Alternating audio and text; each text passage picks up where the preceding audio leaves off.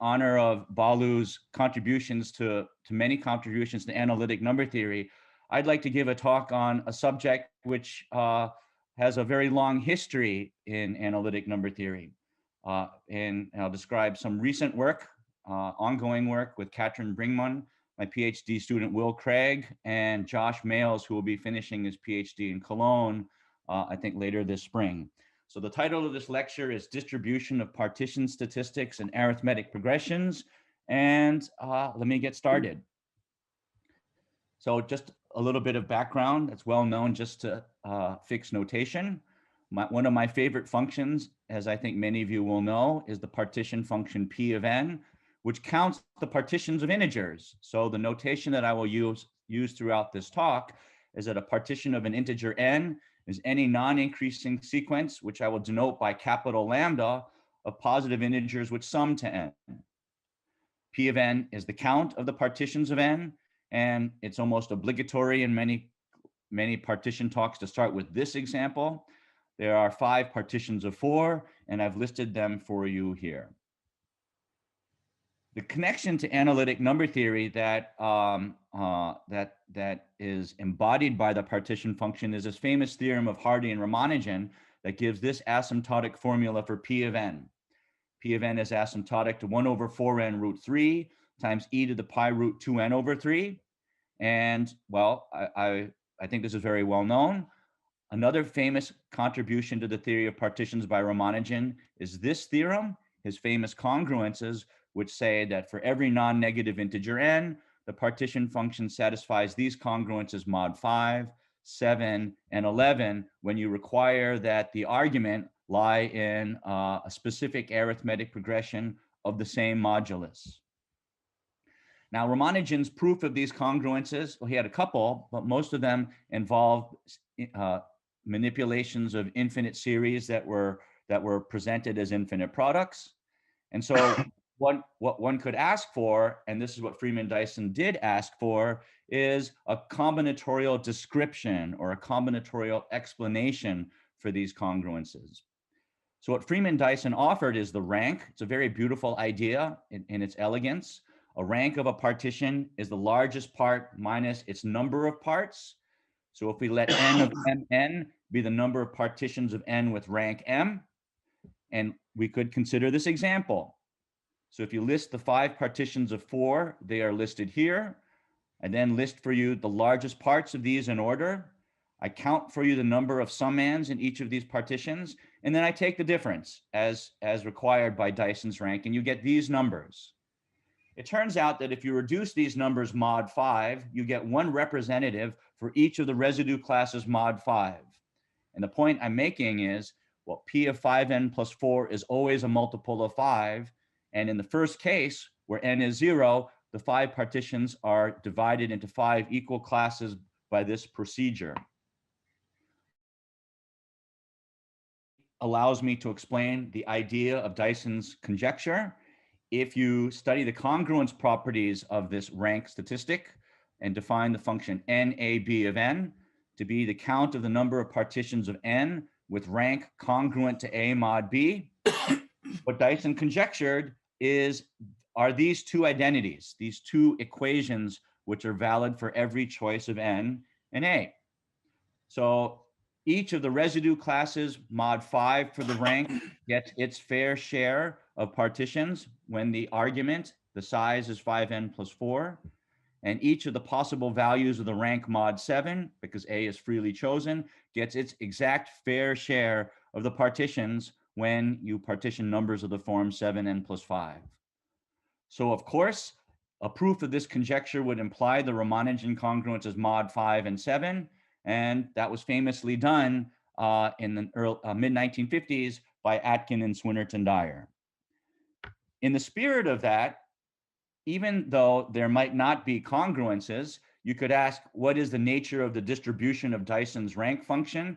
That was an open problem for quite some time. And in a Duke paper about 13 years ago, I guess, Katrin Bringman proved that Dyson's rank functions satisfy this equidistribution behavior. Namely, if you fix an arithmetic progression A mod B for the ranks mod B, and you divide those numbers by P of n and let n tend to infinity, these ratios are 1 over b. You have equidistribution. This turns out to be one of the corollaries of the development of the theory of harmonic Moss forms. It turns out that the power series that Freeman Dyson had written down could be extended, completed to give you examples of weight 1/2 harmonic Moss forms. And if you do the usual orthogonality relations on characters, what you can find is that the Mach modular forms line up in a suitable way so that you can apply the circle method to arrive at these equidistribution statements.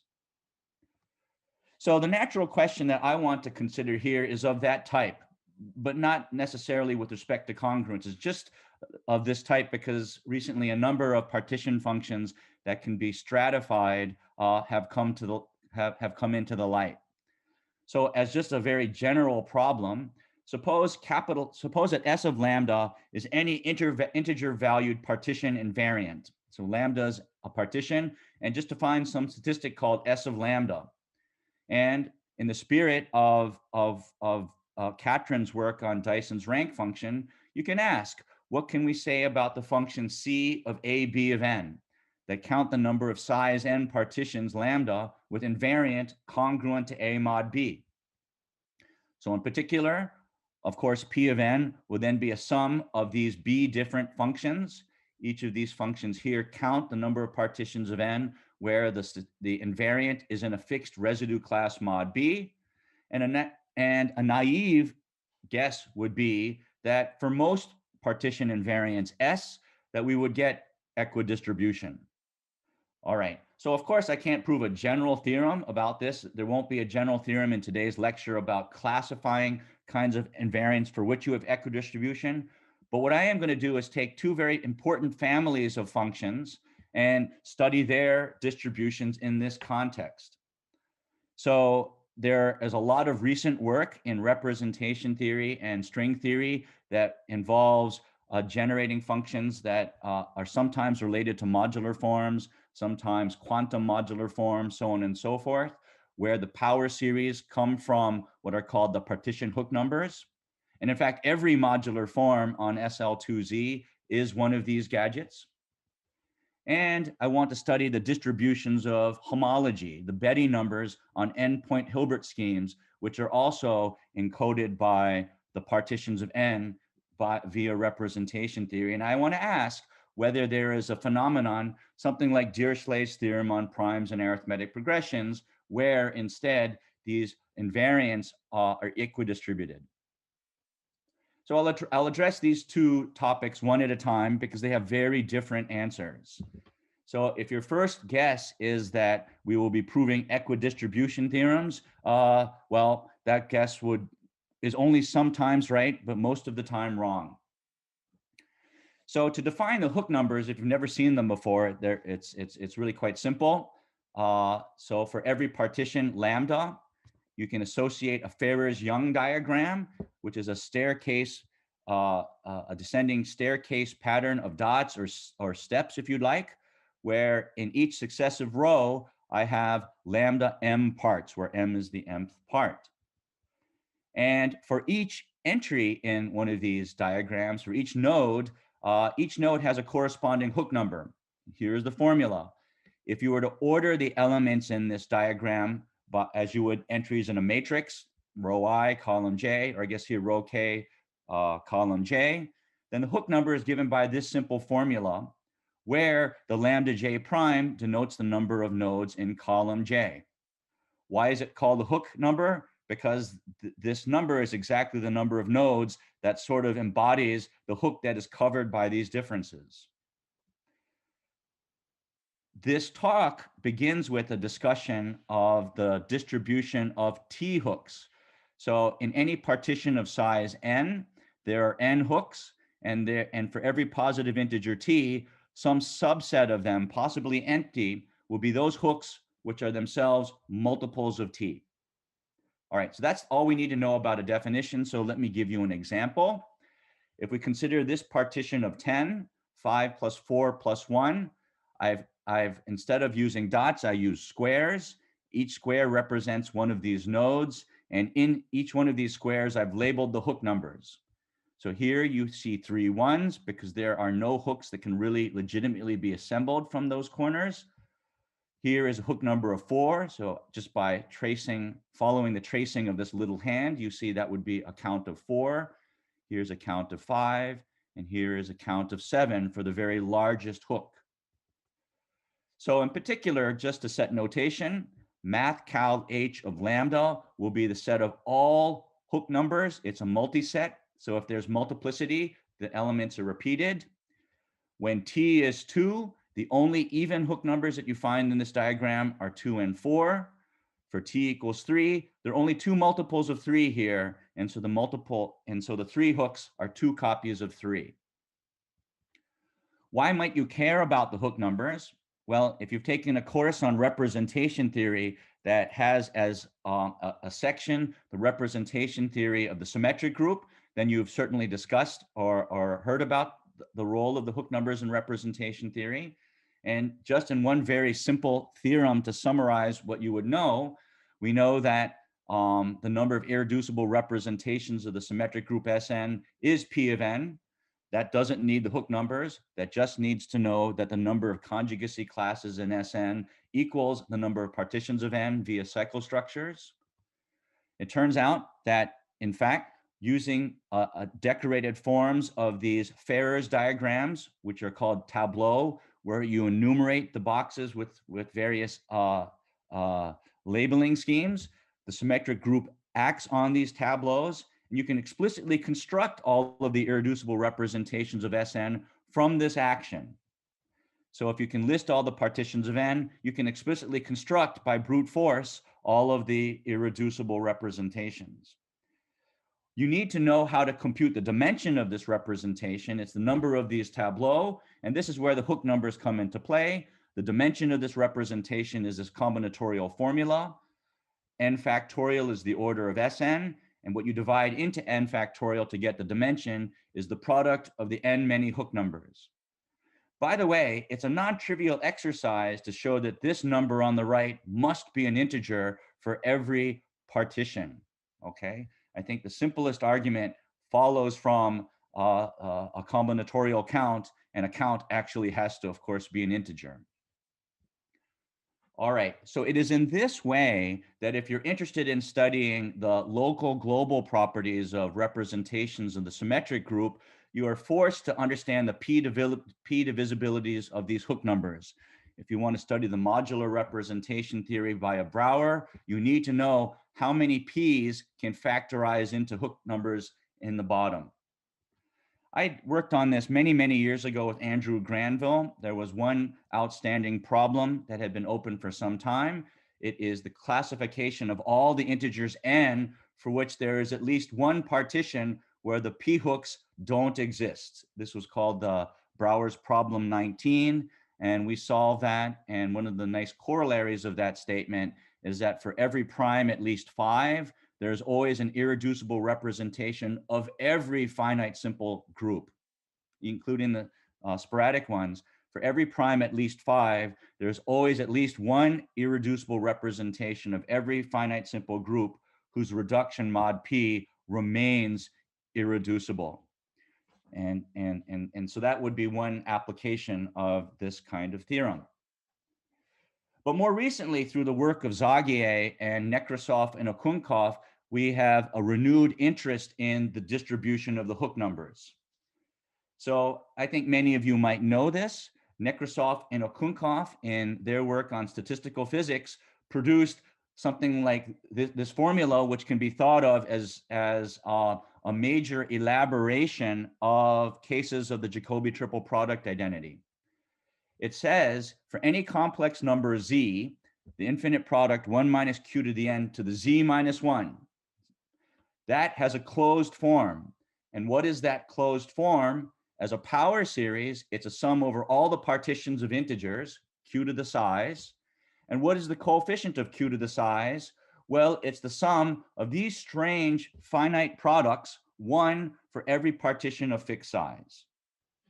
All right, so here is a closed formula, for example, for Ramanujan's tau function. If z is 25, this is essentially the delta function. And so you have a very strange formula for tau arising from the partition numbers in terms of their hooks. So this is 1 minus z divided by h squared, where you factorize over all n choices of the hook numbers. Now, as amazing as this looks, this formula has many extensions and variants. Let me just offer you one. So a combinatorialist in France by the name of Hahn proved this generalization, where if t is any positive integer and zeta is any root of unity, then for any complex number c, this ratio of infinite products as a Q series has Fourier coefficients, which are literally just expanded in terms of products over all the partitions of n. These strange expressions, when you factorize over those hook numbers that are themselves multiples of t. Up here, you factorize over all the hook numbers in a fixed partition of lambda. Here, by introducing this parameter t, you're only taking the product over those hook numbers, which are themselves multiples of t, which indicates that many partitions don't even occur in this summand. They can only occur if they have multiples of t in them as hook numbers. So if you grew up reading any of these beautiful works of Ramanujan and others involving infinite products, then early on in your mathematical life, you would have come across these identities of Euler, Jacobi, and Gauss. They're beautiful examples of theta function identities.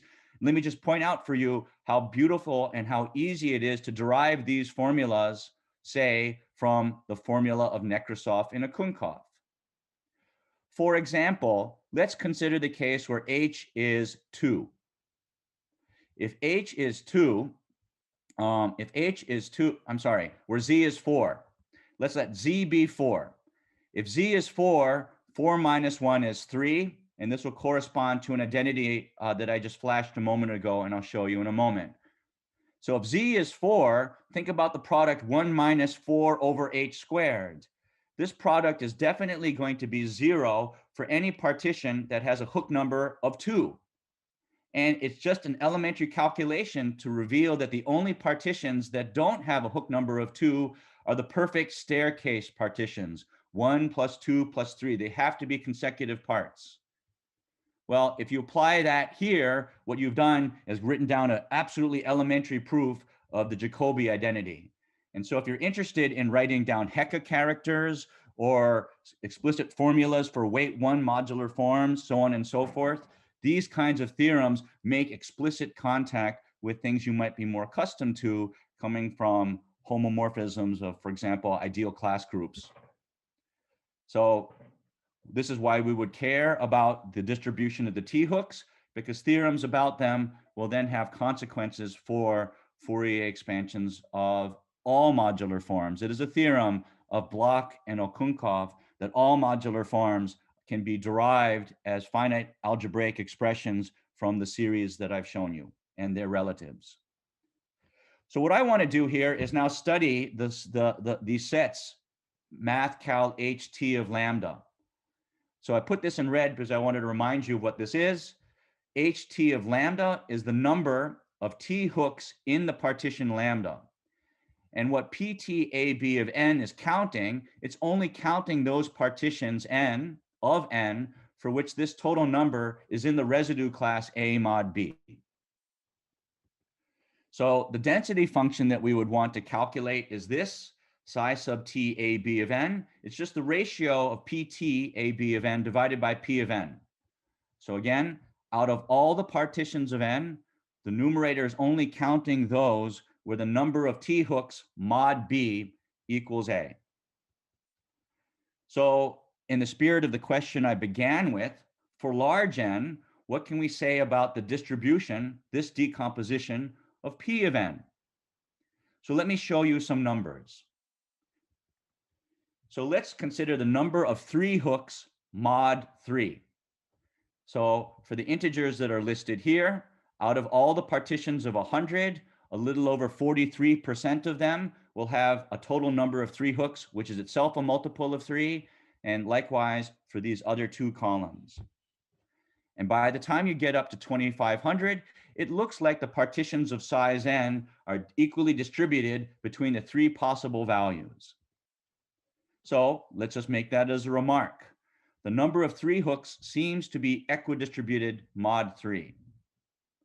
Let me give you another example. Let's take the number of two hooks, but mod 3. Now something completely different happens. What is different here should surprise you. Let's look at this. What this says is if you write down all the partitions of 5,100 and you count the number of hooks numbers that are even, it is never true. You cannot find one partition of 5,100 where the number of even hooks, mod 3, is congruent to 2 out of the many, I mean, think about the orders of magnitude. The number of partitions of 5,100, you cannot find a single partition at all where the number of two hooks are 2 mod 3. And in fact, it looks like there are twice as many cases where the number of two hooks are a multiple of 3 than the number of two hooks being congruent to 1 mod 3. But at first glance, this should surprise you. It never happens. You cannot find one. So what's going on? And does it matter that maybe deceptively, I showed you n's in this table where the n's are multiples of 3? I mean, surely, could it be that there are no partitions of n, that when you count the number of two hooks, you don't get a total number, which is 2 mod 3? All right. So let's do another example. Let's count the number of four hooks mod 3, and you get this.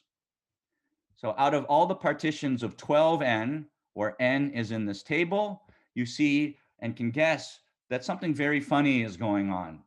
Out of all the partitions of 12n, it looks like about 44% of them have the property that the number of four hooks occur in clumps of 3, in groups of 3. About a third of them have four hooks that occur in one more than clumps of 3, and so on and so forth. So what you might guess is that for the number of four hooks counted modulo 3, if n were to go to infinity and you only counted the multiples of 12, it looks like these ratios tend to a distribution of 4/9, 1/3, and 2/9. This is very far from equidistribution. So let me tell you what we've proven. We've proven everything along these lines. And let me first tell you about the limiting cases in terms of a general theorem. And then I'll tell you really what's going on at 2 and 3, because it's really quite surprising, I think. So pick any positive integer t, not 1, and pick any arithmetic progression a mod b. And for simplicity, let's consider b to be an odd prime. Then PTAB of n, this is the proportion of partitions of n, where the number of t hooks is a mod b, we get an asymptotic formula. I have to tell you what this function CTAB of n is. It turns out it's a very nice function, which thankfully is periodic in n modulo b. And so what you get is you get equidistribution, of course, when this function is constantly 1 over b. And when it's not constantly 1 over b, very funny things happen in terms of unequal distribution. So I should say this theorem is an extension of a special case where t equals 2, proven by my students earlier last year. That follows quite easily from the theory of modular forms. And what we wanted to do was extend this because you need to go beyond modularity when t isn't 2. So here are the formulas for CTAB of n. So I state it this way. Again, if b is an odd prime, we have formulas for arbitrary b, but they get more complicated.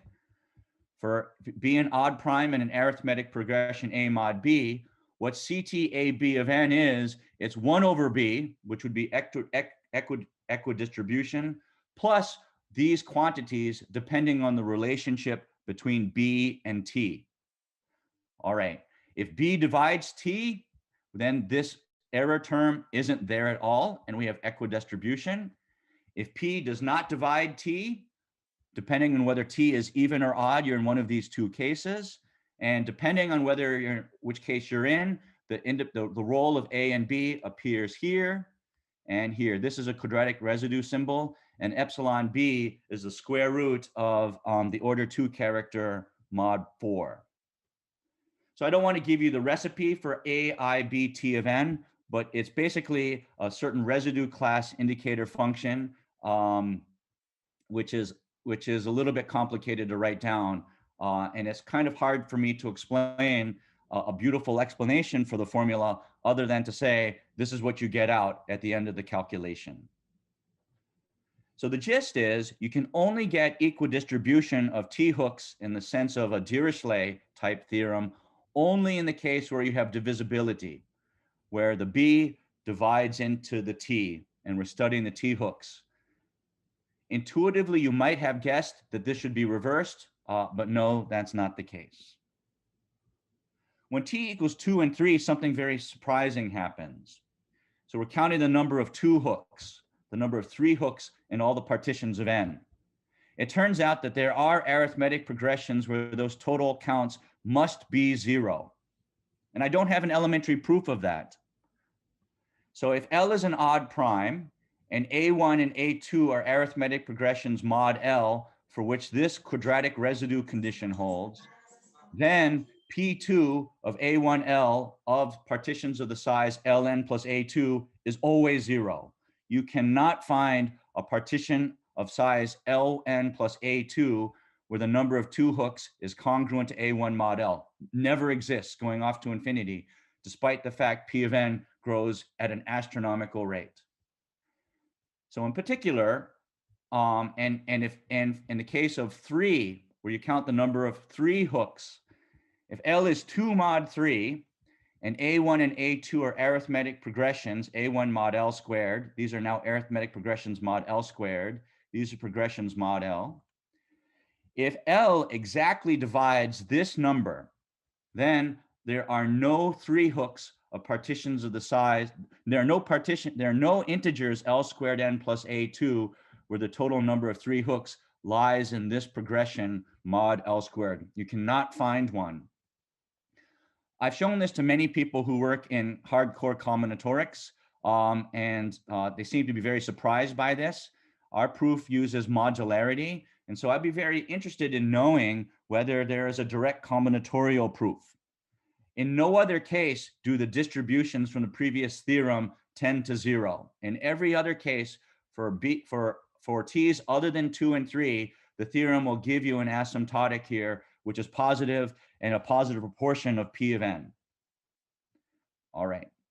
So I don't give the proof here, but let me just say, in the final analysis, if you do a little bit of voodoo with the generating functions I'm going to manipulate shortly, you can find a connection to theta functions and weight 1 Eisenstein series, and then it becomes the stuff of complex multiplication. Just as an example, if L is 3, when P is 2, you find these 3 situations where this function is identically 0. N is anything. So in these 3 arithmetic progressions mod 3, there's a corresponding arithmetic progression for the total count, which never includes any integers at all. And similarly for the number 3 hooks, if you choose L to be 2, you get these situations where for all n, these counts are exactly 0. And so there's lots, and this field is just literally full of very strange, like how to say, very strange phenomena. All right, so I will sketch the proof of that later, but let me just quickly touch on another example of theorems of this type that comes from algebraic geometry. So as an extension of the representation theory that underscores the work of Okunkov and Zagier, that representation extends to Hilbert schemes on endpoints. So what to say? These Hilberts, one generally studies homology, Betti numbers, and Hodge numbers for projective varieties of large dimension. We generally are interested in those that come from number theory or combinatorics. And the ones that I want to study here are the nth Hilbert schemes on endpoints. If you don't know the background on this, I don't have time here to explain it, but it's beautifully described in a book by Lothar Gurcher and a recent Inventiones paper by Buriak, Feigen, and Nakajima. So we want to denote the Hilbert scheme of endpoints on C2 by this. You can think of this as the symmetrization of a symmetric group action on endpoints over C2. And what I'd like to do is I'd like to study the Betti numbers, the dimension on homology for these Hilbert schemes. So if I consider the Hilbert scheme on endpoints and I can choose the jth homology, the jth Betti number is this dimension. And what I want to do is I want to add together these Betti numbers where the index is in a fixed arithmetic progression A mod B. So these are essentially collecting coefficients of what are called the Poincare polynomials, and that might be the language that you would first learn, hear about them. In the setting that I'm considering, it turns out that the homology, just like the representations of the symmetric group, the homology is literally labeled in a one-to-one way with the partitions of n. And that's why I choose this example. So you can prove using their work, well, it's explicit in their work rather, you can prove for every n that P of n is the sum of these Betti numbers. And so when I break up P of n as a sum of these numbers, capital B, what I'm doing is I'm adding up the dimensions of homology where the index is in a fixed progression mod B, very much like the Dyson statistic or the counting functions I described in the first part of this talk. So for large n, what is the distribution where the homology is distributed among the partitions of n? We can define our Betti distribution functions in this way, in exact analogy with everything I'm describing in this talk. And I can give you a numerical example. So if we consider the homology on n-point Hilbert schemes and count and add up those dimensions for indices that are in arithmetic progressions mod 3. So it's like taking a polynomial of degree n and you're just adding up the coefficients, which are 0 mod 3. That would be like this. Adding up the coefficients in your polynomial whose indices are 1 mod 3. That would be like computing this proportion, so on and so forth. What you see in this numerical example is that it looks like the homology is tending towards an equidistribution. I won't show you, I think, any other tables in this case, because in this case, we essentially have equidistribution. So as n goes to infinity, it turns out that the sum of these dimensions with multiplicity has this asymptotic formula. The part that I'm circling with the hand is P of n. What is D of AB? It's the proportion. And what that proportion is falls into one of only 3 elementary classes. It turns out if we distribute the homology in arithmetic progressions mod B, where B is odd, these counts are equidistributed. However, if B is even, we only have equidistribution, but among those residue classes, which are A mod B, where A is itself even. And in this case, for simple reasons, the homology vanishes for odd indices A. That's well known. So the point is that in terms of the Betti numbers and more generally the Hodge numbers for these n-point Hilbert schemes, you essentially have equidistribution when you, except in those cases where you clearly cannot have equidistribution because you have vanishing. So in the spirit of this conference, Balu has made many contributions to analytic number theory. He's certainly an expert, of course, on the circle method. And so what won't come as a surprise is that all of these theorems rely on some variant of the famous Hardy-Ramanujan circle method. So just very quickly, for any arbitrary partition statistic S, you can consider the 2-variable generating function at the outset as a formal power series where the coefficient of q to the n is the sum over z to the partition statistics when you sum over all the partitions of fixed size, say n. And of course, just by first principles, you can use orthogonality of roots of unity. And so it's very easy to write down the generating function for these invariants in arithmetic progressions. And so if we want to carry out the circle method, all we need to do is realize these functions gs of q, presumably as some nice analytic function on the unit disk. And then what we want to do is carry out Cauchy's residue, Cauchy's circle, Cauchy's integral formula to derive our counts. This is exactly what happens in P of n. It's quite standard. And so all I really have to tell you is a recipe for finding these seed functions g of s zeta q. So I see a small typo. This GSQ should have a second variable z in it. And that second variable z is what is being specialized here to go from here to here. All right. So in the situation where these generating functions arise from modular forms, this is all very well understood. And often, unless the weight is positive, often you get exact formulas by means of Rademacher expansions, something like this. And so when that is the case, you run the circle method, you get a formula like this, and you just ask, what is the ratio between the first Kloosterman sum that arises here in P of n when compared to the finite sum of Kloosterman sums that would presumably come out of a calculation of this function? All right. However, in most of the theorems I've described today, we don't actually have modular forms, so you have to do something a little bit different. It's not dramatically different. It's these are ideas that are well known. They go back to E.M. Wright in some of his early work involving the circle method, which certainly didn't require anything about modularity.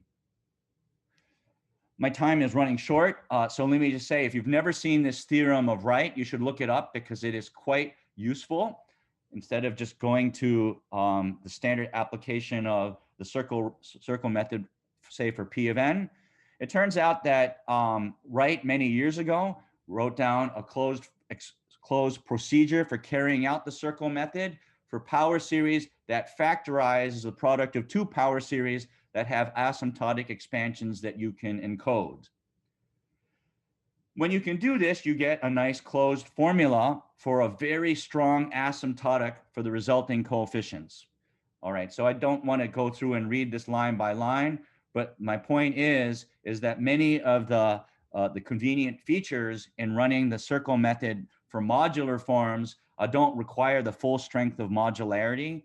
It really only requires locating the dominant poles on the unit disk of your power series and being able to control the behavior as you approach other roots of unity. And this is a nice recipe for kind of deriving a framework for what is sufficient for getting results of that quality. So what I owe you are descriptions for these generating functions. So in the case of counting T hooks, these theorems where you had unequal distribution, Hahn himself wrote down this generating function. This generating function has this essential modular form living here on the right, and it's decorated by the reciprocal of this infinite product right here. This infinite product is like a twist of the Dedekind eta function. So in particular, if you let z be 1, everything cancels and only gives you P of n. And that, as you know, is the reciprocal, has as its generating function the reciprocal of the eta function. And so we run with the circle method on that. For the Betti numbers, it's much worse, but it's still an infinite product. It never specializes to be a modular form, but does specialize to be power series that we can manipulate via Wright's circle method. And so Goethe himself, in the early 90s, this is from his ICM work, wrote down a closed formula for the generating function of the Poincare polynomials for endpoint Hilbert schemes. The Poincare polynomial is the polynomial whose coefficients 1 by 1 are the Betti numbers. And so if we want to assemble those Betti numbers, all you have to do is go through and apply a standard orthogonality calculation involving roots of unity. But what is the point? If z is 1, this nicely collapses again to the generating function for P of n, which is the starting point for trying to describe how the partitions of n decompose into Betti distributions. All right. So in the last couple of minutes, let me just tell you what is true about these three power series. So the non-modular components of the factors of these generating functions all fall into one of these three infinite products, F1, F2, and F3. So what we need to do is establish the asymptotic behavior as Q approaches roots of unity from within the unit disk for each of these. Okay, so here's a theorem, a lemma about the asymptotics for F2. Let me just say, this isn't so difficult to work out. It is almost an immediate consequence of what we know about Dedekind's eta function. So let me just say, this is essentially a twisted form of Dedekind's eta function. The quantities on the right, if you're not familiar with them, they come from standard calculations involving Dedekind sums. The other two factors are much worse. So if you want to study the asymptotic near roots of unity of F1 and F3, this is our theorem. So if zeta is a bth primitive root of unity, where b is an odd prime, zeta isn't 1, then as you approach 0, you get that we have this asymptotic expansion as a function of x. So you can see it's a bit nasty. If you're wondering what these terms are, this phi is the Lurch transcendent, okay? And as you can see from this expansion, this is nothing like what you would expect from a modular form. For F3, you can work a similar thing where you get an asymptotic expansion again approaching 0. Approaching 0 is like letting Q tend to 1, and it will turn out that the dominant pole for all of our functions are at Q equals 1, so this is what's relevant. And again, you get a very strange asymptotic expansion where SB is a certain exponential sum, which is clearly very far from modular. How do you prove asymptotics like this? Well, it's not very complicated. It's just an adaptation of the standard Euler-Maclaurin summation. So here is your standard Euler-Maclaurin summation for an arithmetic function f, where you can relate a discrete sum on f to its integral, where the error term is an explicit sum of values of the Bernoulli polynomials evaluated at derivatives. And if you have a power series which has an asymptotic expansion, say summation c of n x to the n, well, you can use this Euler-Maclaurin summation to derive this nice asymptotic expression as an asymptotic expansion at x, where this error term again comes from the Bernoulli numbers. So there's a lot of details that you have to get right, but this is the idea. And when you carry out that idea, what you get are those formulas. I guess I was going to say more about this key lemma, but let me just say that if you apply Euler-Maclaurin summation adapted to computing the asymptotic expansion at 0, which again, keep in mind, is computing the asymptotic expansion near Q equals 1, what you then get are the asymptotic expansions of the theorem I described above. All right. How does this lemma apply? You take the logarithms of these two infinite products, and then you exponentiate back to get the asymptotics. So at the end of the day, if you then insert all of these asymptotic expressions for F1, F2, and F3 into the closed formulas of those generating functions, you get theorems like this. These theorems have the property that you get very tight asymptotics. It tells you when you have equidistribution and when you don't. In the case of T hooks, as I say here, this only happens when B divides T. When B doesn't divide T, it's a very different distribution. One which I'd like to understand heuristically. There's nothing about the combinatorics that tells me why there should be a preference for counting partitions of a certain type over another when I don't understand why that would be. And in the special case where T equals 2 and 3, these constants turn out to be 0 in infinitely many cases. But that these constants turn out to be 0 is only a reflection of the fact that these partition values turn out to identically be 0, an even stronger statement. And so there's a web of relations, a web of choices of parameters A1 and A2, where the total number of 2 hooks and the total number of 3 hooks is absolutely prohibited. And I would be very interested in finding an explanation for that. Our proof is very ad hoc. It actually uses the generating function. And I have to somehow believe that there's some symmetric group action somehow, say, that shows that for some reason, 2 hooks and 3 hooks have to form clumps. And for Betty numbers on Hilbert schemes, the situation is much nicer. It turns out that the group action is equidistributed on homology, except in cases where parity considerations prohibit it. All right, so that's what I wanted to say. I think, and I hope that many people in the audience grew up with the Hardy-Ramanujan asymptotic formula for P of n. And for those of you, and for Balu, happy birthday. And I hope this kind of contemporary version of these very old Hardy-Ramanujan type problems is interesting to you. And perhaps someone will want to take on the task of trying to find an elementary proof of what I claim for t equals 2 and 3, because I don't have the foggiest idea of why that would be true. And quite honestly, I have to believe that there's an elementary proof that as that a professional combinatorialist could probably spot, hopefully. And with that, let me conclude. Happy birthday, Balu. Okay. All right. Are there any questions or comments?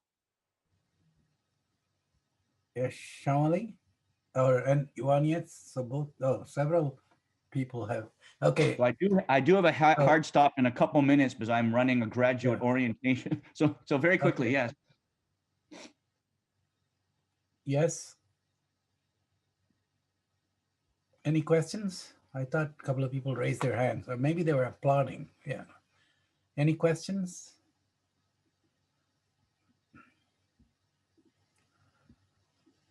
All right. Well, thank you very much then. Okay. All right. Okay, let's thank the speaker again, please. Yeah.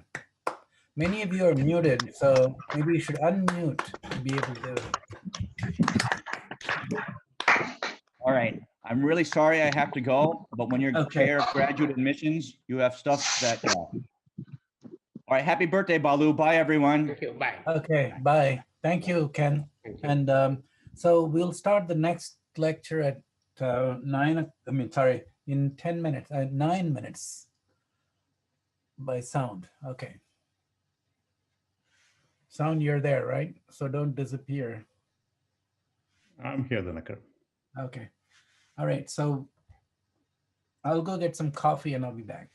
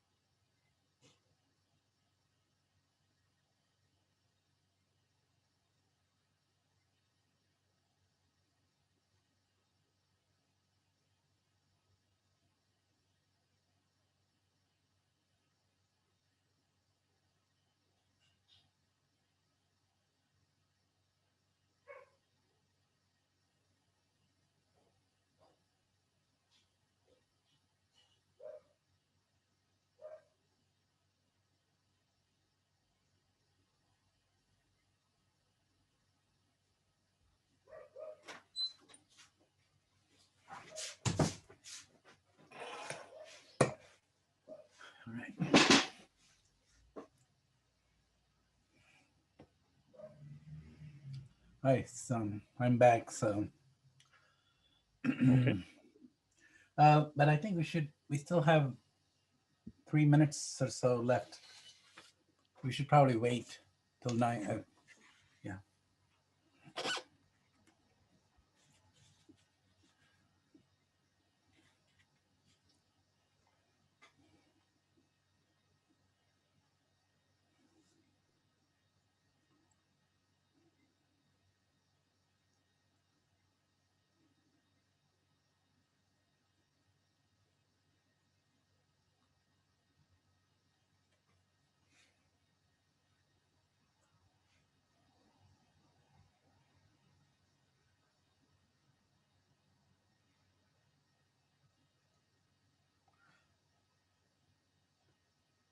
So does USC have regular classes now or online? No, Sound? they're mostly online. They're yeah, but Casey is still back in LA, but Oh, he uh, is. Oh, okay. He's in his dorm or? he's not in his dorm. He's just living with friends just off Oh. campus. Because at Caltech, we don't allow people to be in the dorms unless they are from faraway places that they can't go back to. Yeah. Right. And the same at Stanford. But the hope is that the spring quarter at least will be people will be allowed to be in the dorms. Oh, it's Stanford. I see. At Stanford, yeah. Anyway, it looks like the classes will be regular starting the fall, which is good. I think that's what we're planning. Yeah.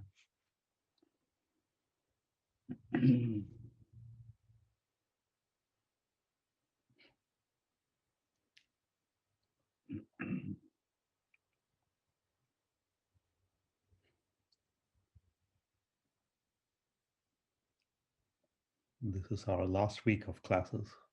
My last day of classes today. So Today? yeah, very busy quarter.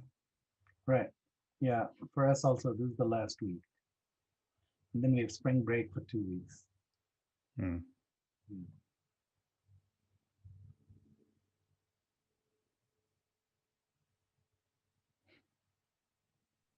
Yeah, but when do Hello, you Balu.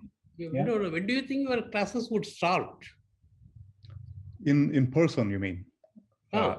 You're hopefully in the fall. So September, end of September, it should be back to normal. Okay. That's what they say. And unless these variants cause some problems, hopefully we'll go back to normal.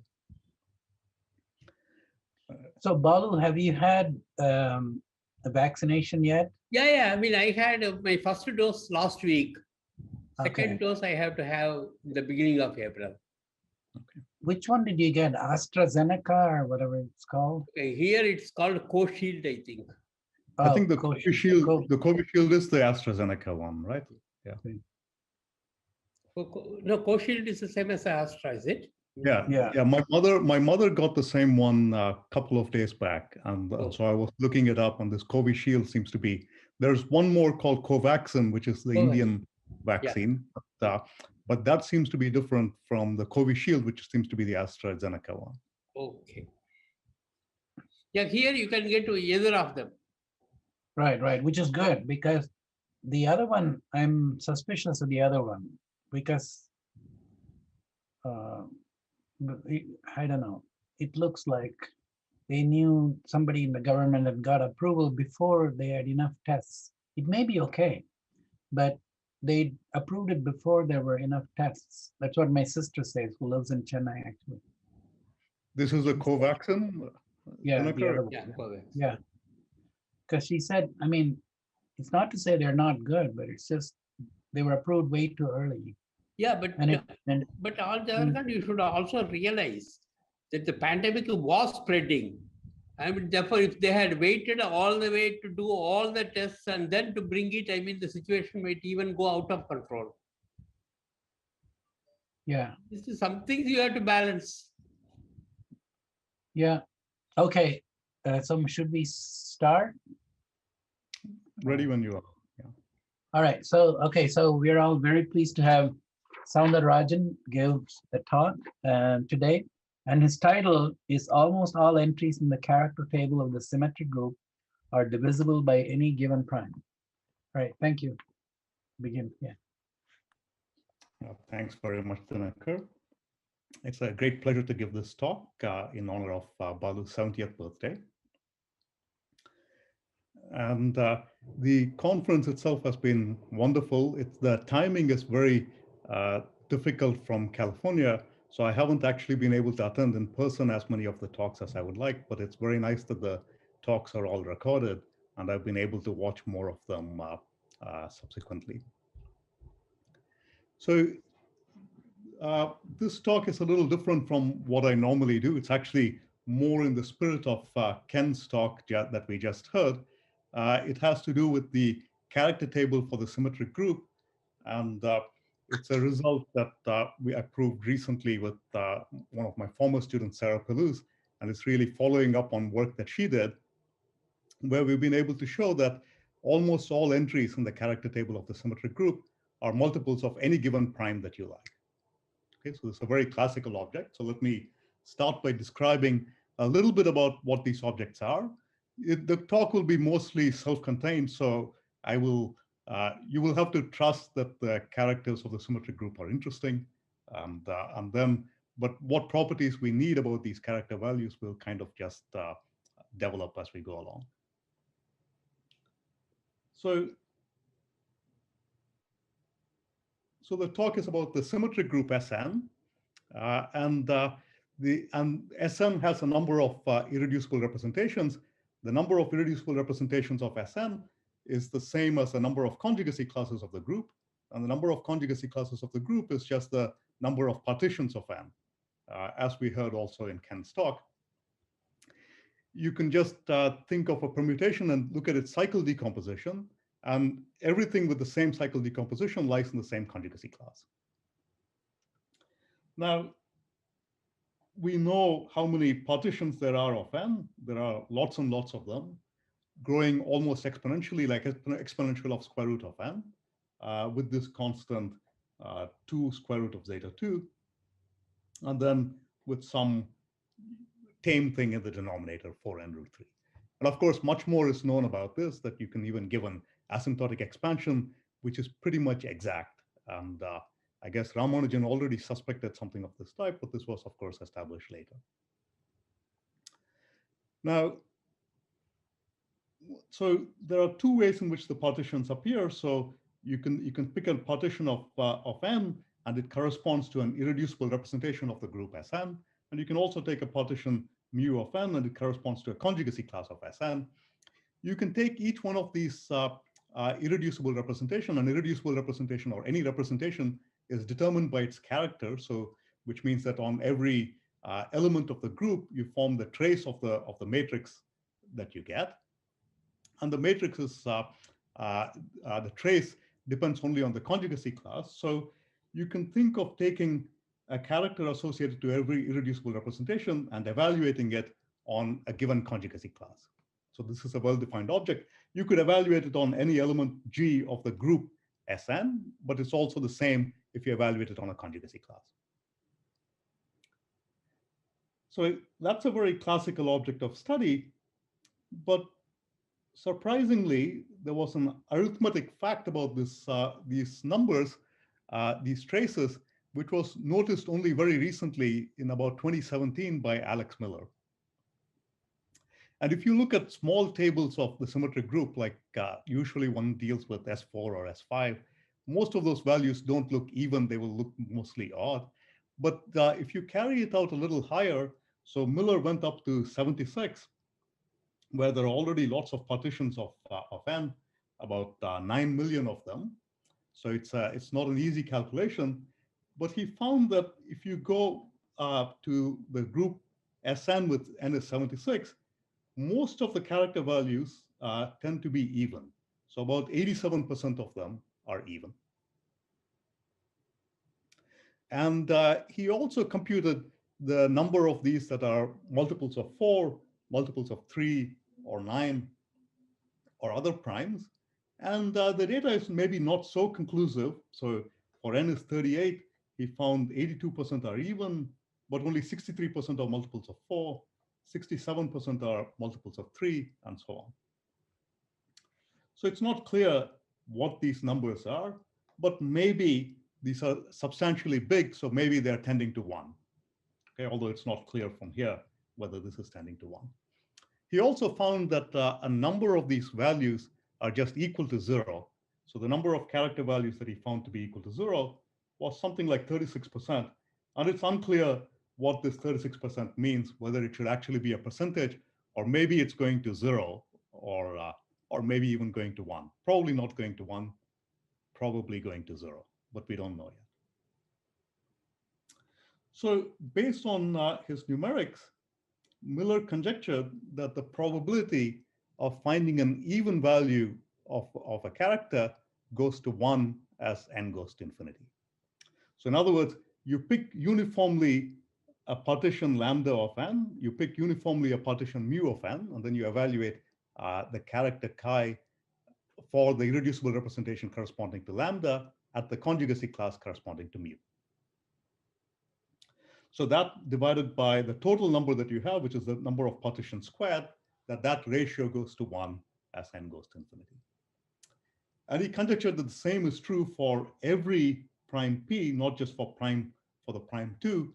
And actually, I guess he would also guess that it's true for every number, not just primes, but also holds for prime powers. So Miller himself proved, and we'll see why this is true later on, and it turns out not to be too hard, that if you pick a representation at random uniformly from the symmetric group, and then you pick an element of the symmetric group at random. So you, instead of picking a conjugacy class at random, you pick an element at random, then the character values tend to be 0. They tend to be 0 with probability 1. And the reason for this is that we'll see the reason for it is that most elements of the symmetric group will have one very long cycle. This is a bit like smooth numbers. And so like a proportion of numbers will have a prime factor which is very large. Like half the numbers will have a prime factor bigger than n to the 2/3 or something like that. So most of the values, if you pick the group element at random, are in fact equal to 0. But this changes if you pick the conjugacy class at random. It's a different problem. And previously, John Mackay had computed the number of character values, number of dimensions of irreducible representations that are odd. And most dimensions of these irreducible representations end up being even. And so that amounts to computing the character value at the partition. That would be the identity element of the symmetric group. So it would just be the partition 1 + 1 + 1 n times. And this was generalized by McDonald, and he computed the number of dimensions of irreducible representations that are not multiples of any given prime p. And again, that's a small number. And these ones you can just compute exactly how many such representations there are. Then there have been some more partial results by Gluck and Morotti and Miller himself in connection with this conjecture, where they proved that certain columns of the character table will have many zeros, and therefore in particular will have many things that are multiples of p. And other kinds of results in the literature, here's one such. These have to deal with special kinds of partitions. Like you start with a partition for some small number, and you scale it up by maybe dilating it to get a partition of larger numbers, and then you study what happens in that case, or you add a whole bunch of ones at the end and then see what happens in that situation. So what Sarah and I proved last year is that Miller's conjecture is true for every prime p, that almost all character values are multiples of p. And in fact, you can do this with some degree of uniformity. You can take your prime p to go all the way up to log n over log n squared, and it holds simultaneously for all these primes. So in fact, almost all of these character values are multiples of the product of all the primes up to log n over log n squared.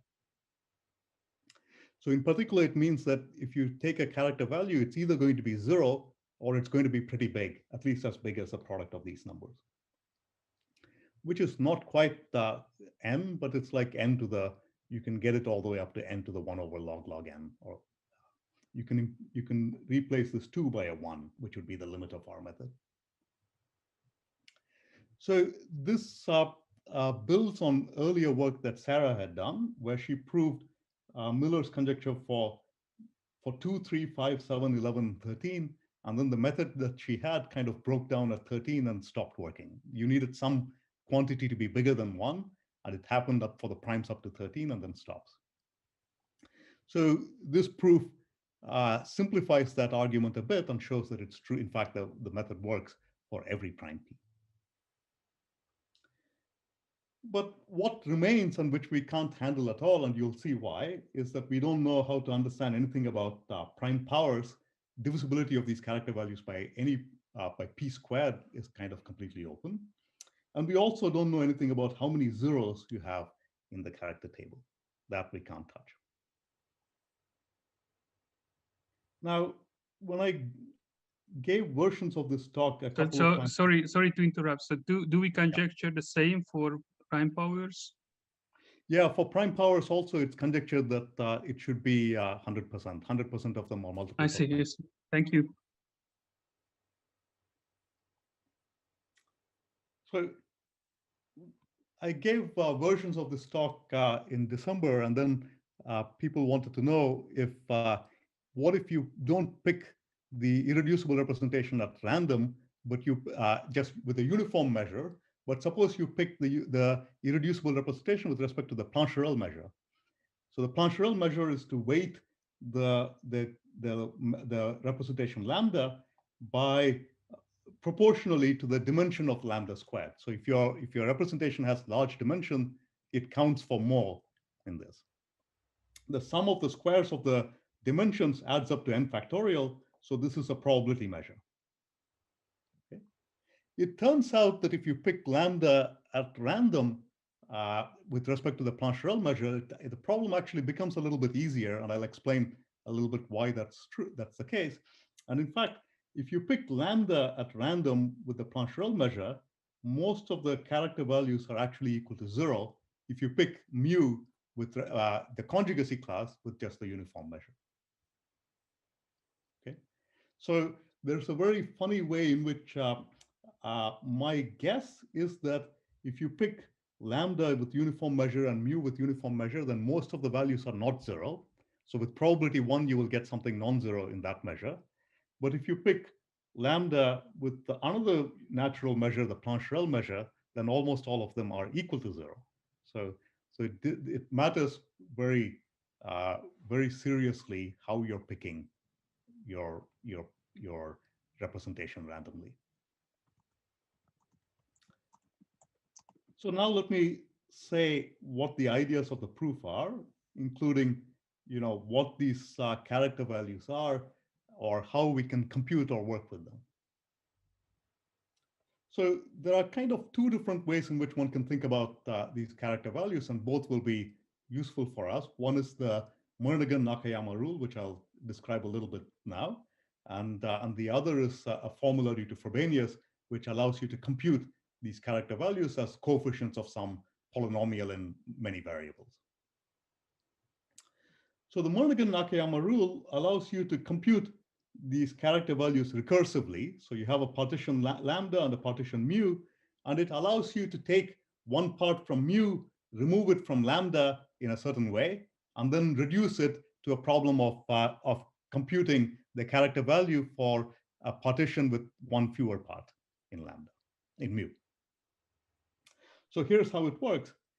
Suppose I want to remove the first part from the partition mu, and I want to remove some of those parts from lambda, and then have some kind of recursive formula like this. Okay, let me try to explain what we are doing in this recursive formula. These rows that we are going to sum over are called ribbons or rim hooks or border strips, and these are parts like this, like that part would be a rim hook. If you remove this part from lambda, you still get a partition of lambda. Another part that you could remove, another ribbon hook that you could remove would be something like this. If you remove those three parts, then you would still get a partition of lambda left over. And again, you can remove these 5 parts. So what these border strips are is that you move along the border of this partition lambda. So things like this in the border. You never have a 2 by 2 square. So this is not going to be part of any border strip. So the border strip will have to be a ribbon like this or like that. Okay, or this could be a ribbon, but you can't have a 2 by 2 square contained in your ribbon. So you take a part of length 3. So this is the partition mu. So take one of these parts of length 3 and figure out how many ways you can remove it as 3 parts from lambda. And there are 2 ways you could do this. You could either remove this ribbon, which has length 3, or you could remove this ribbon, which has length 3. And those are the only 2 ways in which you can do that. So if you remove this ribbon, you would be left with this partition. If you remove that ribbon, you would be left with this partition of lambda.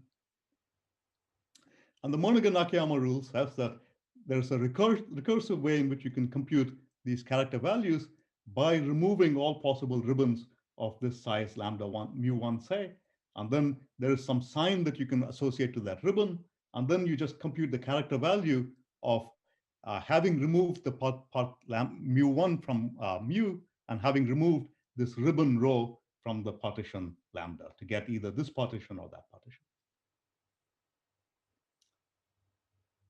Is that okay?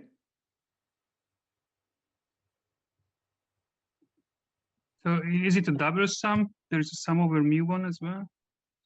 No, so it's just over 1 mu1. Then you recurse on this, right? So then you remove some part from. I see. Okay. You know, and then you keep going. You keep going until you get to like just. But which mu1 you take? Any? It actually doesn't matter which one you take, but I just said, you know, choose the largest one, for example. So either go in that order, but it doesn't matter which way you choose. Okay, that makes sense. Thank you. So, okay, so now the next thing I want to talk about is hook length, which Ken already discussed in his talk. So here's a partition of 19 that I've written down. What is a hook length? A hook length of this part would be the number of boxes that you have to the right of the box, plus the number of boxes that you have below, plus 1 for the box itself. Okay, so for each box you can count for, so for this one, there are 2 to the right, 1 below, and then the box itself, so that's a hook length of 4. Okay, so these hook lengths are quite important in the study of these representations. For example, the dimension of the representation associated to this would be given in terms of products of hook lengths appearing, you know, 19 factorial divided by the products of all of these hook lengths that we have. Now, the thing to note is that if there is no hook length of size t, then there can be no ribbon of size t as well. And the reason is, suppose I have a ribbon here of length 3. If I kind of push this guy up, then I will see that that hook length has to be 3. Another way to say it is that what would be the hook length if I go along the whole side length of these parts, like so? If I move all of these up, you can kind of see that I would get the hook length of that part, which would be 10. And there would be 10 things in this border here, 3, 4, 5, 6, 7, 8, 9, 10. Okay. This is just from the definitions of the fact that your border strips don't have any 2 by 2 boxes in them. So you just keep moving the boxes, like you move this back, this box here, this box there, this box there, and so on. And then you will see that you would get basically that hook, which will give you that hook length 10 there. So what we see is that if you start with a partition lambda and a partition mu, if you want to remove the partition mu, the part mu1 from lambda, if your partition lambda has no hook length of size mu1, then you simply cannot do it. You cannot remove any border strip of length mu1, and therefore you can't get started on the Murnaghan-Nakayama rule, which means that your character value just has to be 0. Okay. So if you cannot remove a partition of a part of size mu1 from lambda using a border strip, then Murnaghan-Nakayama tells you that the character value is 0.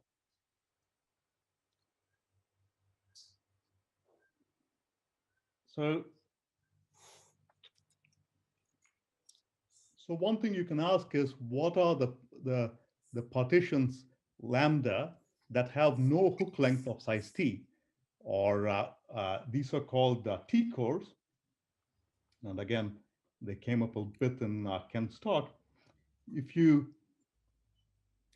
look at the number of partitions of n that are T cores, initially this is a very stringent condition because it's very hard to get a partition that has no hook lengths that are equal to 2.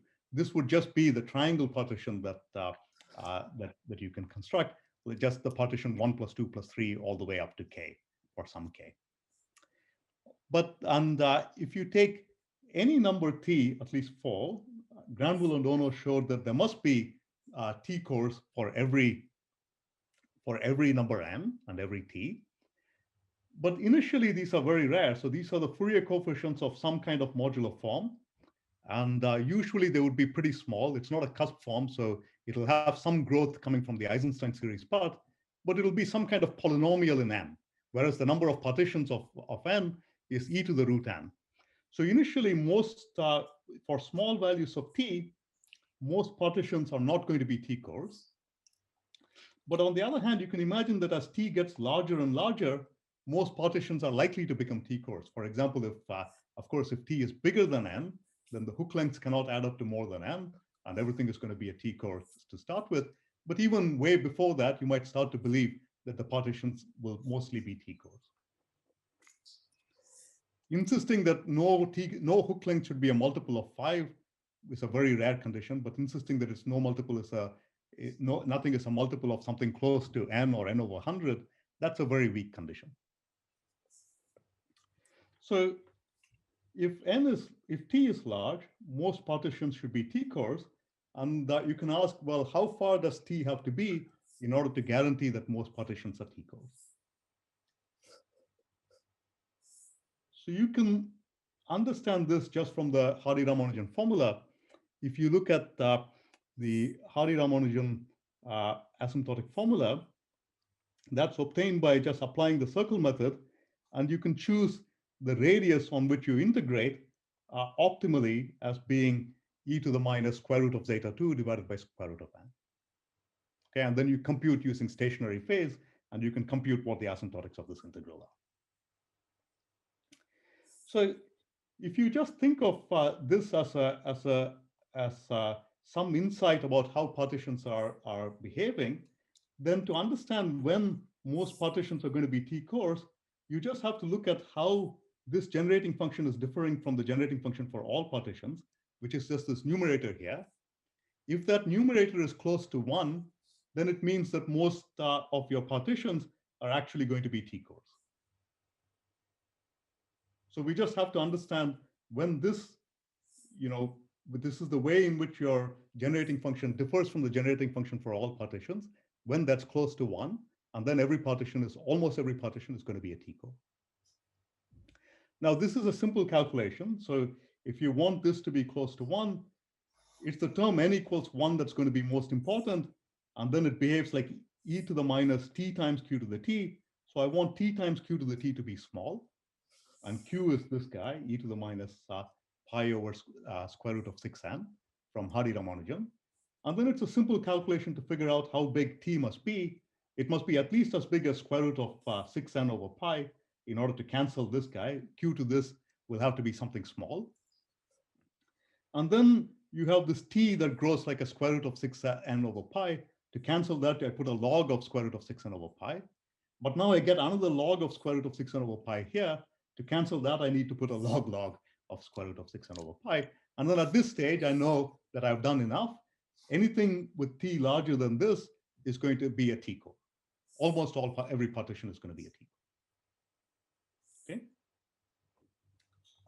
So what this means is that if you have a partition mu, so corresponding to a conjugacy class, if that conjugacy class has one big cycle, if it has a cycle that's larger than this threshold, then you can be guaranteed that almost all of the time you can't make Murnaghan-Nakayama work, and then the character value will have to be 0. Okay. And this is the idea of in Miller's result as well. I told you that if you pick an element of the group Sn at random, then almost all the character values are 0. Why is that? Well, the cycle decomposition of a random permutation looks exactly like the prime factorization of a random number. A random number is likely to have one prime factor which is very big, or a power of n. Similarly, a random element of the symmetric group will have a cycle length, will have one cycle which is very big, almost on the scale of a constant times n. And therefore, mu1 for a random element of the group will have its longest cycle much, much larger than this on the scale of n, and therefore the character value will simply have to be 0. Is that Erdős-Turán that you were quoting? About the cycle?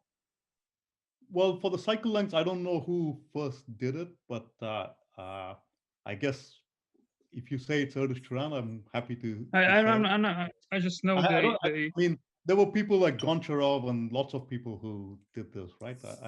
So it's the same. I'm not saying it's the same Dickmann-de Broglie function, which gives you the probability of finding a cycle length of size, n divided by u is like the Dickmann function rho of u. Yeah, right. I just know they pioneered this statistical behavior of random elements of Sn. Yeah. So, but the question here is not about a random permutation, but about a random partition. So you can ask, what is the largest part of a random partition? And that was studied by Erdős and Lehner.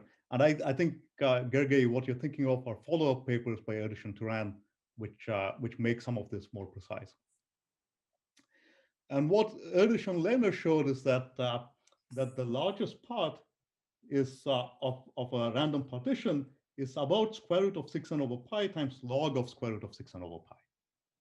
Okay, so this again is relatively easy to prove. But what this means is that if you take v to be -100, then this will be e to some big. So this will be some big number. This probability will be extremely small. So the probability of finding the largest part less than this minus 100 will be incredibly tiny. But if you make it 100 plus 100, then it'll be very close to 1. Okay, so the largest part is very sharply concentrated near this threshold, square root of 6n over pi times log of square root of 6n over pi. And the proof is very easy. You just compute the tail of the generating function for for counting the number of partitions and ask what this looks like. Again, when Q is the Hardy-Ramanujan radius on which we are computing the asymptotics for partitions. And it's just calculating the asymptotic behavior of this. So now what you get out of this is that you can show that the proportion of values for which you get the character value being 0 is like, it's not a positive proportion, but you can get it being at least as large as some constant divided by log n.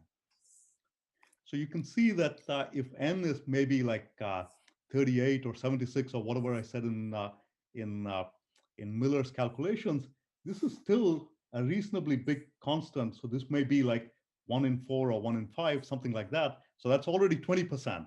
So noting that 30% of the values are 0, you don't know if that 30% is actually a number or if it's just going to 0 like 1 in log n.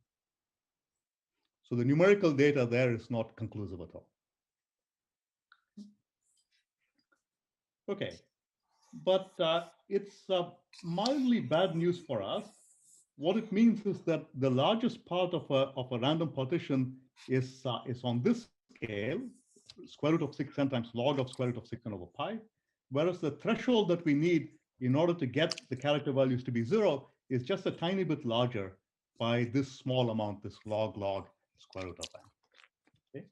So that's why we are off by, we don't get a positive proportion of values being 0, just a proportion that goes to 0.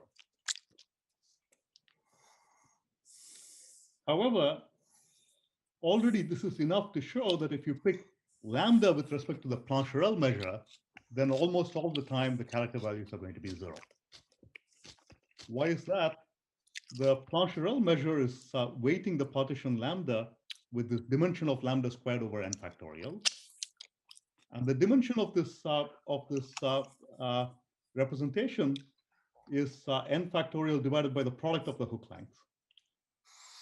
So because these hook lengths appear in the denominator, what it means is that the Plancherel measure likes hook lengths to be small.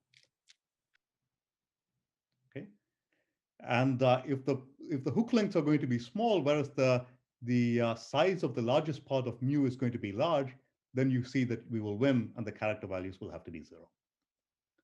So there's an extensive study on what a random partition looks like if you don't choose it with uniform measure, but if you choose it with respect to the Plancherel measure.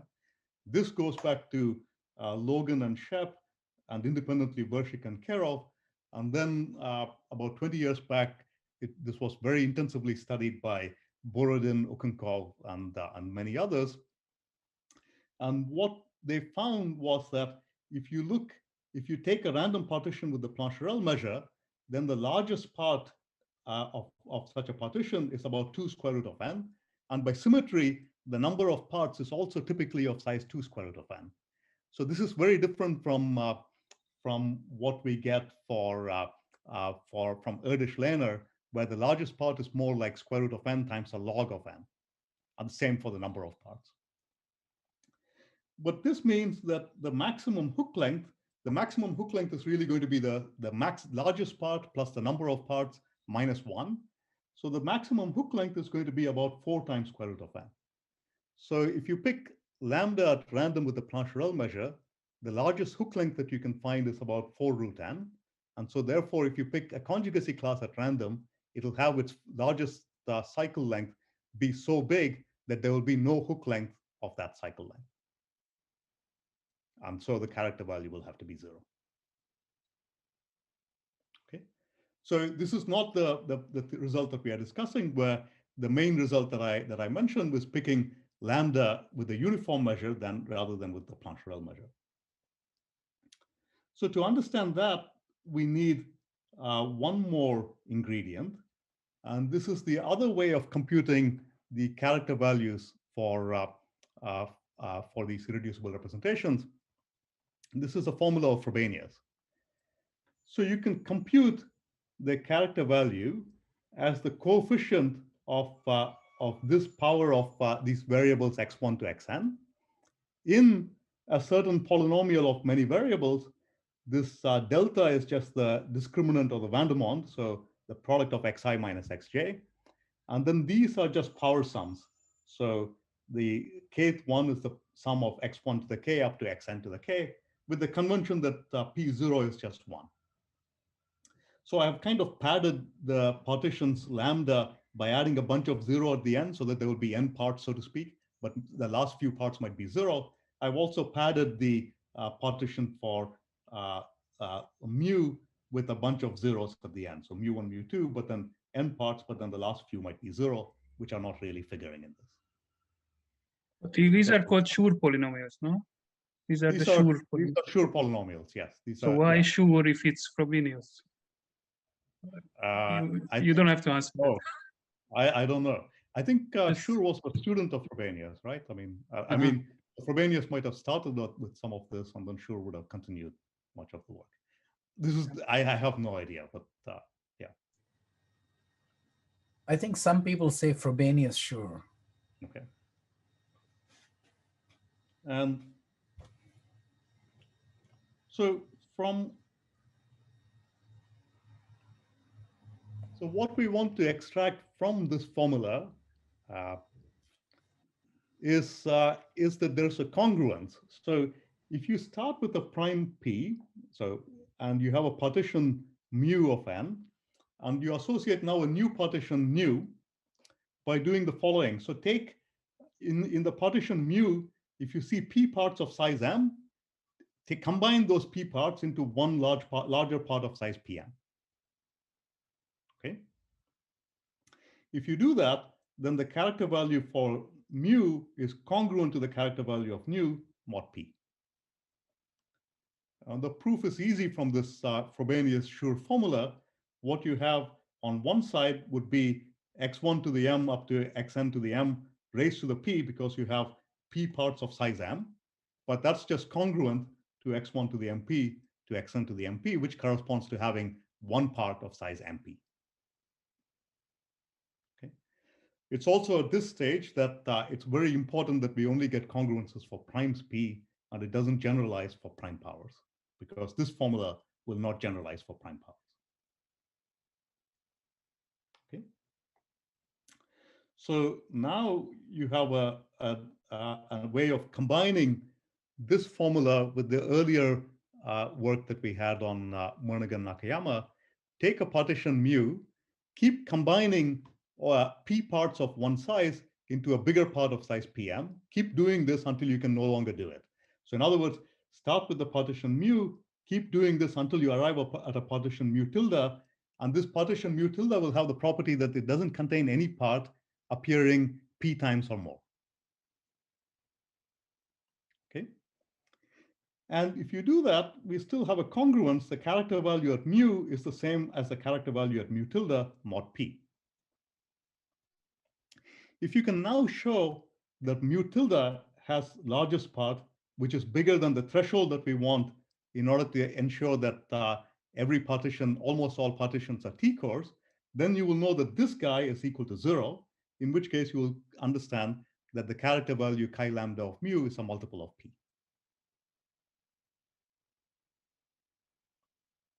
So that's the idea. And so now I can tell you the main technical result is to show that one can actually prove this, that if p is smaller than log n over log n squared, again, you can improve this to some constant times log n over log n. So you can remove this log n squared to just a 1. If you follow this procedure of starting with the partition mu and extracting from it a partition mu tilde as above, then the largest part of mu tilde is a little bit larger than the threshold that you get in Erdős-Lehner. That's the Erdős-Lehner bound for a random partition mu, but then you get to multiply this by something bigger than 1 plus 1 over 5p, and this is going to beat the threshold that we want for almost every partition to be a T-core, and then we are done. Okay, so you can see if p is like log n over log n, that's the place where you get a constant times log n, which is the threshold that we need.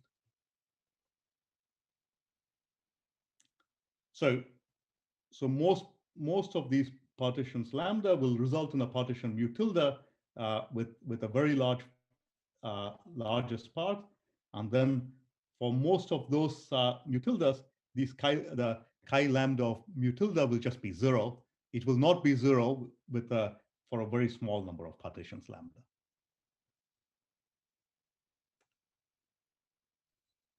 So why should you expect this? So here's a heuristic for it. Just consider partitions of n where each part appears no more than k minus 1 times. Okay, so if k is 2, then this will be the number of partitions into distinct parts. So obviously we can compute asymptotics for this just as easily as we can compute asymptotics for partitions. You can just look at the generating function, figure out what we should choose q to be to integrate on. And it turns out to be slightly different from the Hardy-Ramanujan circle. So by this factor, square root of 1 minus 1 over k. Okay, which in turn means that the number of such partitions is a little bit smaller than what we would get for all partitions, of course. But also it means that in the Erdős-Lehner theorem, if you use this circle and compute the analog of Erdős-Lehner, the largest part of one of these partitions where nothing appears more than k minus 1 times that part, the largest part, is a little bit bigger, right? It's a little bit bigger by a factor of square root of k divided by square root of k minus 1, by this factor. So if this procedure that we had of going from mu to mu tilde, if it's picking up random partitions mu tilde, we expect to win the game because a random partition mu tilde will have a largest part which is substantially bigger than the largest part of a random partition. Now, this is just a heuristic. It's not true exactly, because what we have is a map from all partitions to partitions where no part appears p times or more. But this map will be many to one. So many guys here will go to the same guy. And you want to make sure that that somehow you're not landing inside a small subset of this, which is not what your typical partition or in this set looks like. Okay, so it may not be uniform measure. The push forward measure here may not be uniform on all of these guys. And in fact, it is not uniform, but it kind of behaves almost in the same way. So if it behaved uniformly, we should expect the largest part here to be on the scale of square root of k over square root of k minus 1.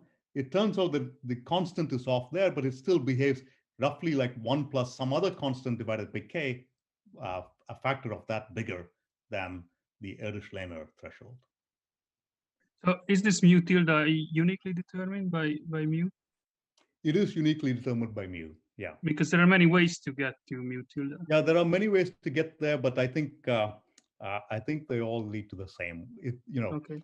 It's a kind of combinatorics which I don't want to think about right on the spot. Yeah, but sure, I think it's a few minutes thought, and I don't think you get.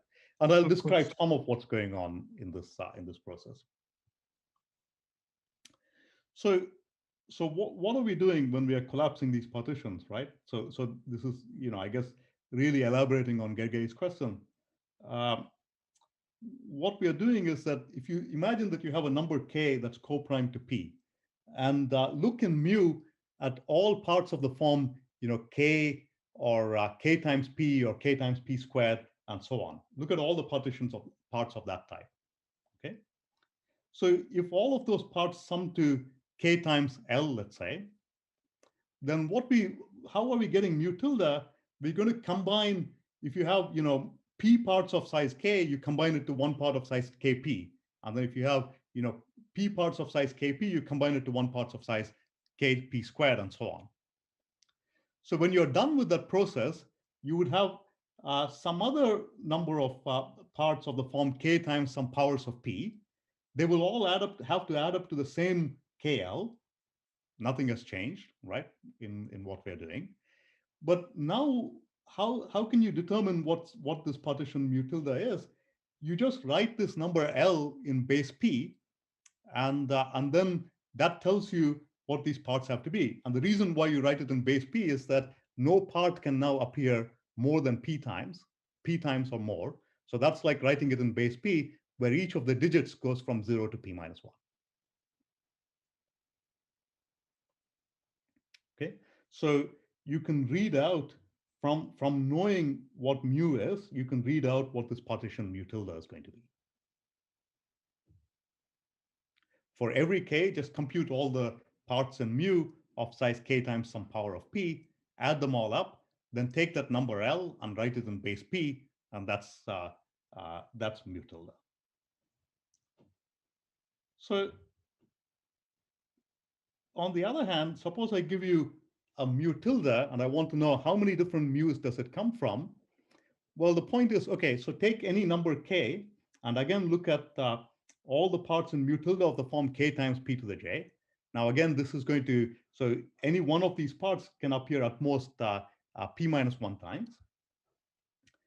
So if these sum to some k times L, then what you want to do is you want to take L and look at all the partitions of L into powers of p, and then every single partition of L into a powers of the prime p will give you one possible way of a partition mu from which you could have gotten this. So that's the correspondence between mu and mu tilde, and we have to do this for every for every k that's co-prime to p. So if you want to write this in terms of generating functions, so if you think of p tilde of j is the number of partitions of j into powers of p, so that has some generating function, just like with usual partitions. And then what I'm counting here is just all partitions in two different ways. So on this side, this is just visibly all partitions of n. And then on this side, I've done the process of identifying mu with mu tilde that I've just described. For every number k that's co-prime to p, you want to think of all the ways of writing a multiple of k times j and writing this j, partitioning it into powers of p. And the two things are the same. So in generating function, this is the correspondence between mu and mu tilde that that I've discussed. So now, if you want to count the partitions where, when you combine all the parts, that you get some k times j, j going up to some stopping point, you just take this sum and you truncate it somewhere at p to the r minus 1. So if you do this, then you'll be counting partitions where the largest part in mu tilde is no more than k times p to the r. Okay, corresponding to this k. So that tells you how to get an upper bound on what we want, that when you take mu and push it to these mu tildes, and you want to count how many mu's will end up having a partition mu tilde where the largest part is not too big, you can get an upper bound for it by just writing down a generating function. So I'm going to count here all the partitions where mu tilde has the largest part of the form k times p to the j, which is smaller than this k times p to the r. For every k in some given prescribed set script k, but forgetting about what happens for k not in this set. This will give an upper bound for the number of partitions that I want to count in our theorem. So this is a generating function that you can just work with. You will compare this generating function to the generating function of all partitions, and so you want to study this generating function where Q is the same as in the Hardy-Ramanujan asymptotic formula, giving you the answer for unrestricted partitions. And then it's kind of just a calculation. Maybe it's not obvious how to choose the different parameters in this formula, but it really is just a computation, and you can show that most of the time you will get that the number of times when you push mu to mu tilde and you don't get a very large first part, that is substantially smaller than the total number of partitions of n. And this in turn will show that most of the time you'll get mu tilde having one part which is larger than the threshold that we wanted, and that will complete the proof. So this last part of it has been a little bit brief, but it really is no more than a computation with generating functions. And I think I should just refer you to the paper. It's not a very long paper. It takes only about 8 pages to prove. And so maybe that's gives you some idea of the proof. Well, thank you very much.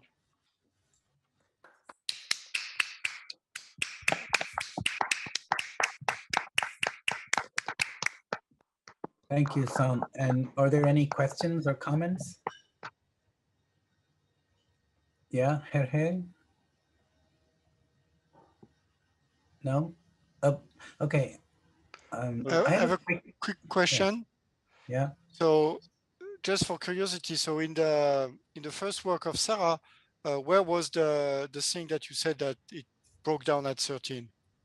Yeah, so the proof that I've given you is different from the proof, the final part of the proof is different from what Sarah does. So what she did, let's just think of the case for Miller's conjecture for P equals 2.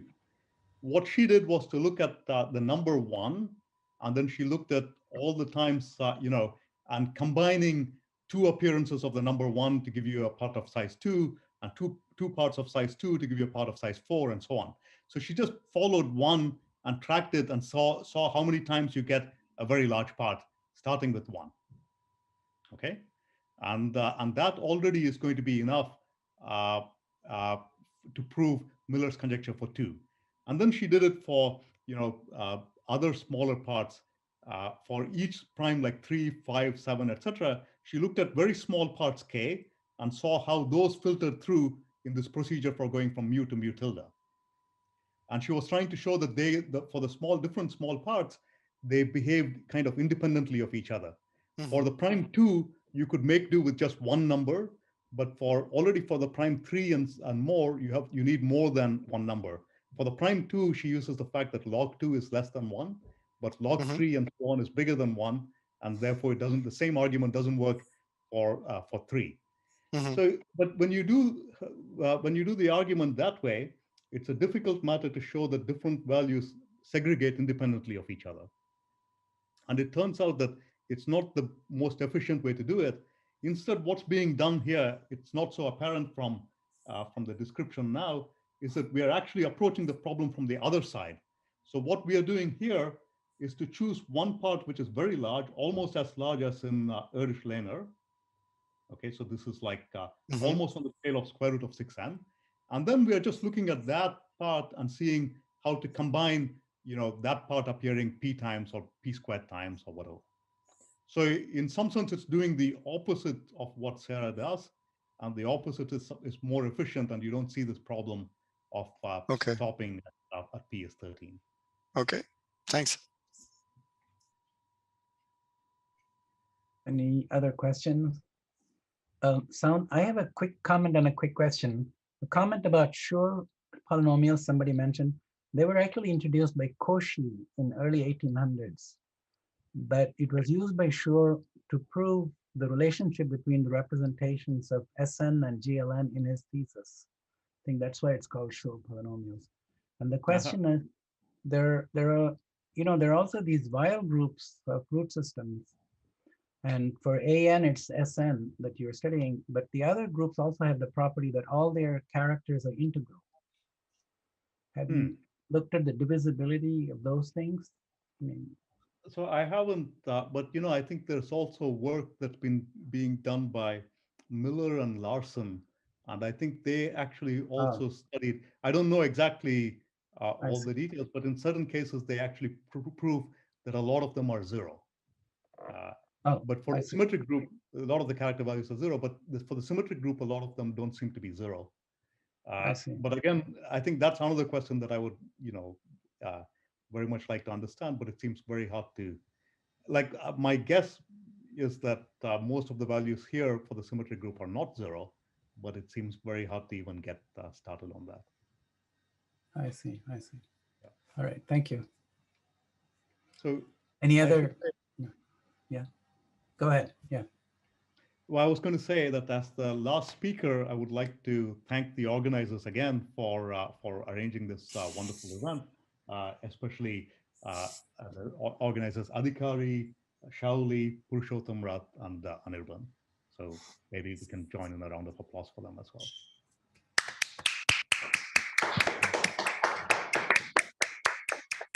Thank you. All right, any other questions for the speaker today, the last speaker? If not, let's thank Sound again. Oh, Emmanuel, you have a question? No. All right. Oh, no, okay. Another Emmanuel, right. Maybe? Maybe? Oh. I don't know. Not me. Okay, all right. Okay, let's thank the speaker again. Okay, my job is done, so Anirban, you take over. So I would like to thank Professor Ramakrishnan for chairing the session, and now over to Shauli for vote of thanks.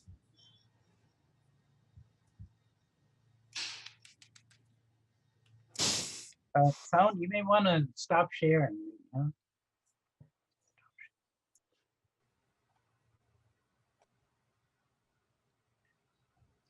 We have come to the... Shauli, before you start, let me also thank on my behalf the organizers those who gave these lectures and the participants from my heart.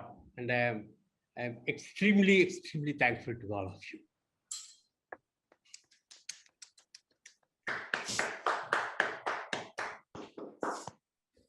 So let me give the vote of thanks.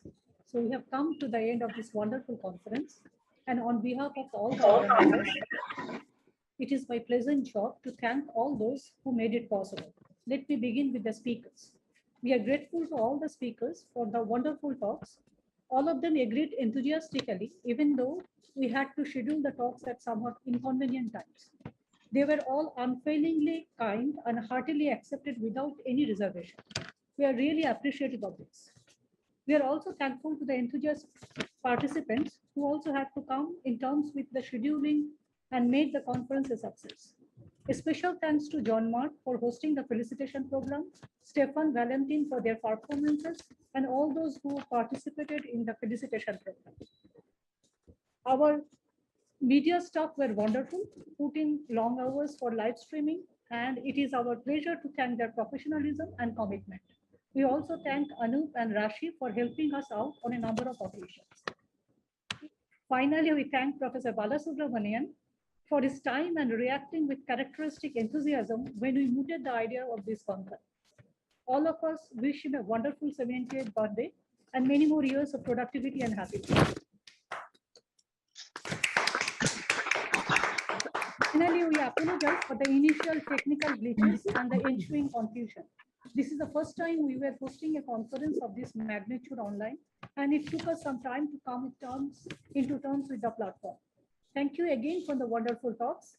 Good night, good day, and we hope and pray that we can have the opportunity to hear all of you in near future in Chennai. Really wonderful talks. Thank you very much. Thank you. Thank you. Thank you.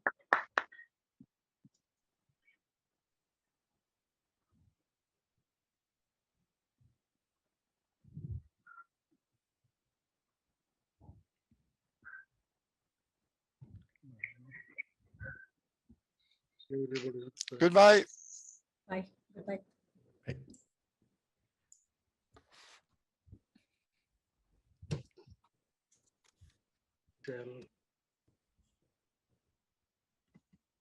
Fine. Okay.